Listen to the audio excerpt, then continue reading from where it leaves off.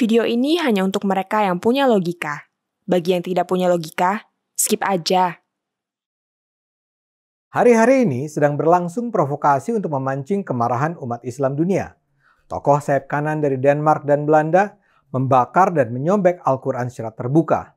Yang dari Denmark bernama Rasmus Paludan membakar Al-Quran di depan kedutaan Turki di Stockholm, Swedia pada 21 Januari. Dia mula-mula melakukan orasi anti-Islam selama hampir 1 jam sebelum kemudian membakar Al-Quran. Pada 27 Januari, Paludan kembali membakar Al-Quran di depan masjid. Dia katanya bahkan berencana akan membakar Al-Quran setiap Jumat. Sementara yang dari Belanda bernama Edwin Wagensveld. Ia merobek-robek Al-Quran semata-mata karena kebenciannya kepada Islam. Dalam akun Twitter resminya, ia membagikan video aksi provokatifnya yang terjadi di depan gedung parlemen di Den Haag. Wagensveld terlihat menginjak-injak halaman Al-Quran. Dia juga membakar robekan Al-Quran dalam sebuah panci.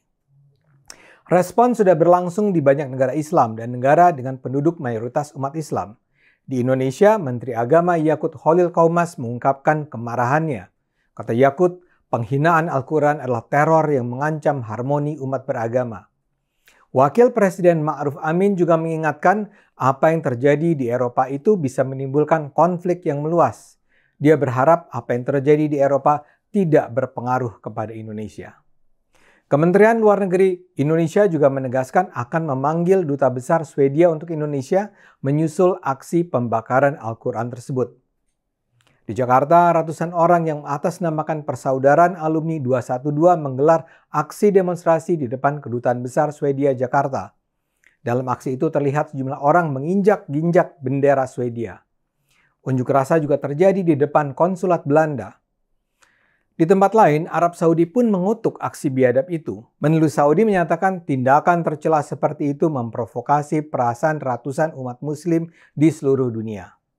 Kecaman pun datang dari Malaysia, Qatar, Kuwait, Yordania, Mesir, dan Organisasi Kerjasama Islam.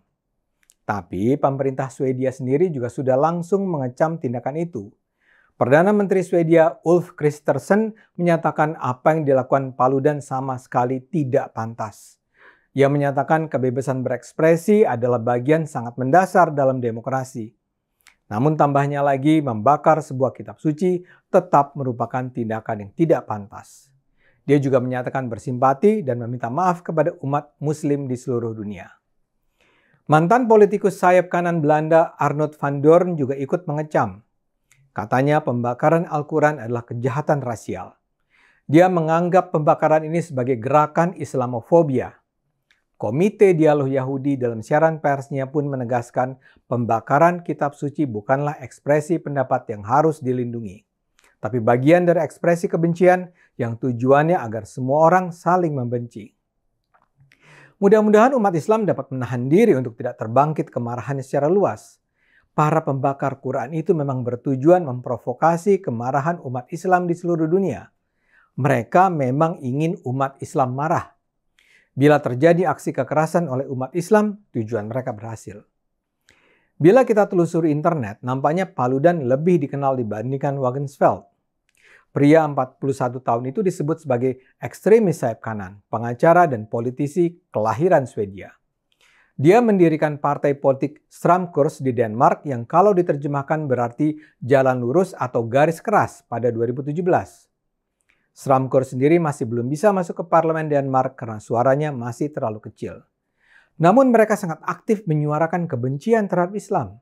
Pada 2018 mereka menyelenggarakan 53 demonstrasi anti-Islam. Video-videonya pun di YouTube tergolong populer di Denmark. Pada April 2019 jumlah viewersnya mencapai 20 juta penonton. Di video-video itu Paludan dengan sengaja melecehkan Islam, misalnya dengan membuat lukisan Nabi Muhammad. Seruan-seruan Paludan dianggap memprovokasi kekerasan dan genosida muslim. Dia misalnya mengatakan, hal terbaik yang mungkin terjadi adalah lenyapnya semua orang Islam dari atas muka bumi yang kita cintai. Sudah beberapa kali Paludan melakukan aksi pembakaran Quran.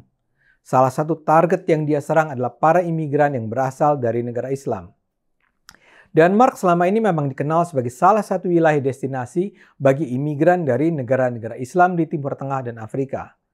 Para imigran Muslim ini datang ke Denmark terutama untuk mencari kehidupan yang lebih baik. Kehadiran mereka di sana memang menimbulkan guncangan budaya yang tidak mudah. Para imigran itu memang memiliki latar belakang pendidikan dan ekonomi yang relatif rendah.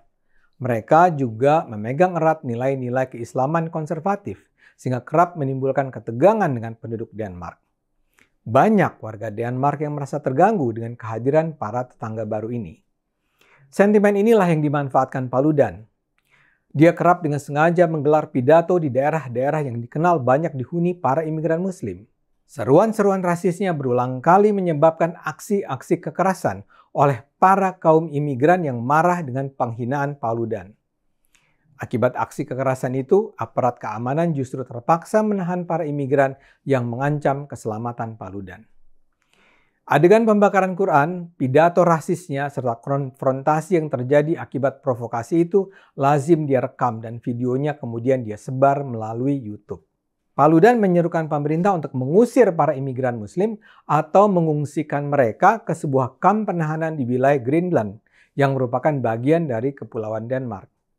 Saking seringnya dia menciptakan masalah, Paludan sempat dilarang masuk ke Swedia selama 2 tahun pada Agustus 2020. Paludan juga berulang kali dinyatakan bersalah oleh pengadilan walaupun tidak pernah sampai harus masuk penjara.